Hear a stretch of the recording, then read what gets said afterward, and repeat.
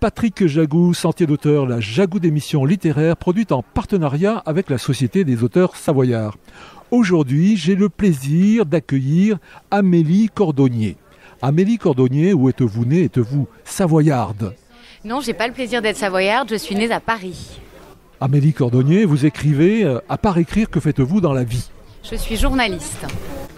Amélie Cordonnier, pouvez-vous nous expliquer dans quelles circonstances vous avez commencé à écrire? Est-ce au travers de l'école de journalisme?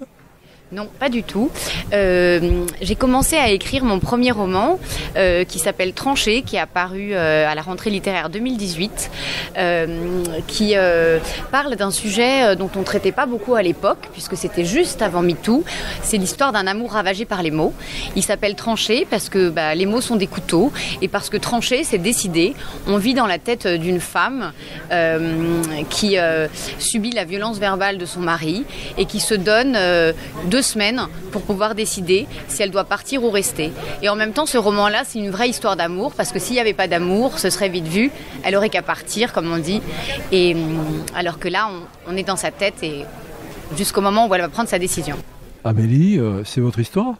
Non, pas du tout. C'est pas du tout dans mon histoire, mais moi, ce qui m'intéresse, en fait, c'est parler de l'intimité de la famille, ce qui se passe dans la maison chauffée, une fois la porte fermée. Et c'est à nouveau l'intimité de la famille que j'ai voulu creuser, en fait, avec mon deuxième roman, Un loup quelque part, qui, cette fois, raconte le désamour d'une mère pour son enfant.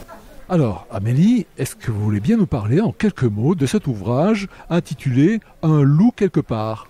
Un loup quelque part, donc, c'est l'histoire d'une mère qui a eu une première fille qu'elle a absolument eu aucun mal à aimer. Et puis, c'était pas prévu, mais 8 ans plus tard, elle est enceinte d'un petit garçon. Et là, les choses se compliquent parce qu'elle va découvrir, en fait, lorsqu'il naît, une tache qui pousse dans son cou, puis plusieurs autres taches. Et elle va se rendre paniquée chez le pédiatre quand elle va découvrir que cette chose lui semble incroyable, mais qu'il faut bien admettre, c'est que son enfant est en train de changer de couleur. Et là, le pédiatre va lui dire: Madame, votre enfant est métisse. On ne le sait pas, les enfants métis naissent blancs, leur peau met 3 à 6 mois avant de changer de couleur et 1 à 2 ans avant de se fixer définitivement. Et cette femme, elle s'enfonce en fait dans la détresse à mesure que la peau de son enfant fonce, et on va vivre avec elle au plus près de son enfant. J'avais à cœur en fait de parler de l'amour maternel qui va pas forcément de soi. On fait toujours comme si tout était facile, mais c'est pas forcément le cas.